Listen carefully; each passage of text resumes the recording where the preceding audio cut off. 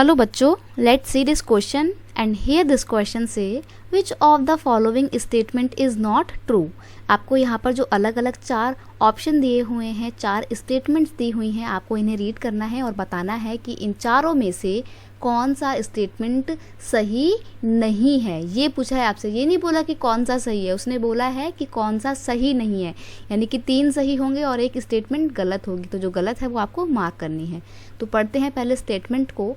पहला आपका ऑप्शन है in Belgium leaders released that unity of the country is possible only by sharing power.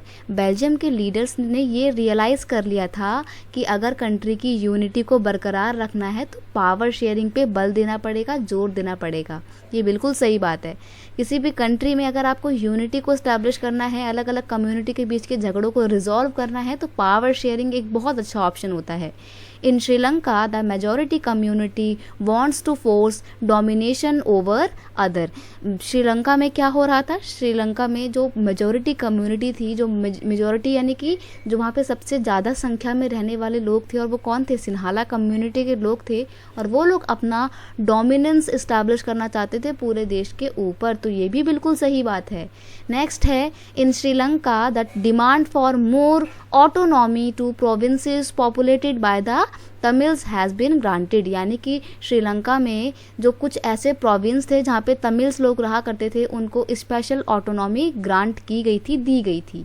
Okay, next आपका option है division of Belgium along linguistic lines was averted due to power sharing.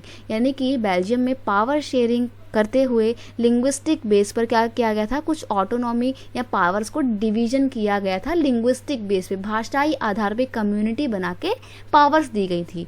तो ये statement भी बिल्कुल सही है, क्योंकि Belgium में क्या होता है, बेल्जियम में एक बड़ा प्रॉब्लम क्रिएट हो जाता है तब जब वहाँ पर मेजॉरिटी लोगों का एक अलग ग्रुप बन जाता है और जो अमीर वाले होते हैं, एक रिच कम्युनिटी अलग ग्रुप बन जाता है, तो इनके बीच में झगड़े होने लग जाते हैं लिंग्विस्टिक बेस पे, भाषा के आधार पे, क्योंकि वहाँ पे डच बोलने वाले लोग अलग थे, फ्रेंच बोलने वाले लोग अलग थे, और बेल्जियम का सोशल कंपोजिशन कैसा था? बड़ा ही कॉम्प्लेक्स था। तो ऐसे में प्रॉब्लम क्रिएट हो जाती है, और फिर बेल्जियम क्या करता है? पावर शेयरिंग करके लिंग्विस्टिक बेस पे पावर्स को शेयर करता है और देश में शांति स्थापित करता है। तो ये स्टेटमेंट भी बिल्कुल सही है। लेकिन श्रीलंका में क्या होता है? श्रीलंका में जो श्रीलंकन तमिल्स थे, उनको किसी भी तरीके की कोई भी ऑटोनॉमी तो बिल्कुल भी प्रोवाइड नहीं की जाती है। तो यहाँ पे आपको क्या करना है?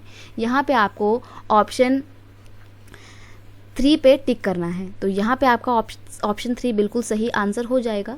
देखते हैं, थोड़ा सा डिस्क्रिप्शन देख लीजिए। In Sri Lanka Sinhala community established majoritarianism rule. Sinhala community के लोग जो कि टोटल पॉपुलेशन का 74% थे, इन्होंने अपने ज़्यादा पॉपुलेशन को देखते हुए पूरे श्रीलंका में अपना मेजोरिटेरियनिज्म रूल को इस्टेब्लिश किया to protect only their culture, language and equal opportunity in education and job.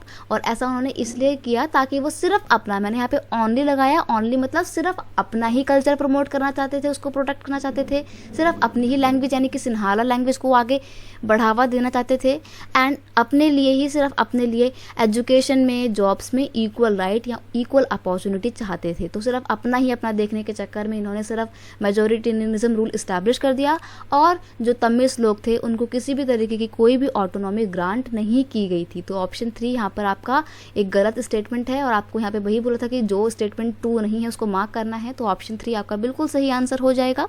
I hope you understand it well. Best of luck.